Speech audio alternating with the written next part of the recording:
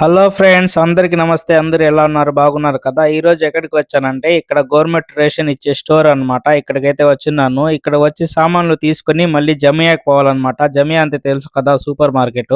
మా మేడం అయితే మొత్తం ముగ్గురిని పంపించింది అనమాట. నేను ఇంకా ఇంట్లో పనిచేసే ఇద్దరు ఆడ మనుషుల్ని కూడా నాతో పాటు పంపించింది. వాళ్ళిద్దరిని పిలుచుకొని నేరుగా జమియాకి వచ్చాను. వాళ్ళిద్దరు 2 ట్రాలీలు తీసుకుని 2 పక్క అయితే వెళ్ళిపోయారు. ఫస్ట్ బ్రెడ్, బన్ను, రొట్టెలు అవన్నీ తీసుకుని ఇక్కడికి వచ్చామన్నమాట. ఇదంతా ఏందని చూస్తున్నారు కదా, ఇది వచ్చి ఆలివ్ అలాగే వెజిటేబుల్స్ అదంతా కూడా వెనిగర్ లో నానబెట్టి ఉంటారన్నమాట.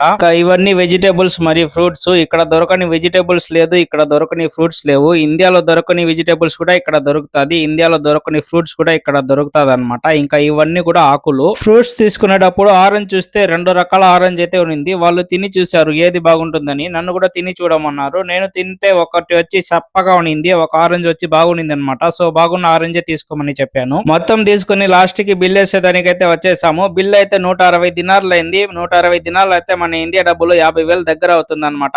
ముగ్గురం కలిసి అన్ని సామాన్లు పైకి ఎక్కించే లోపల దోల తీరిపోయింది. వీడియో ఎలా అనిపించిందో కామెంట్ చేసి ఒక లైక్ చేసి సబ్స్క్రైబ్ చేసుకోండి ఫ్రెండ్స్.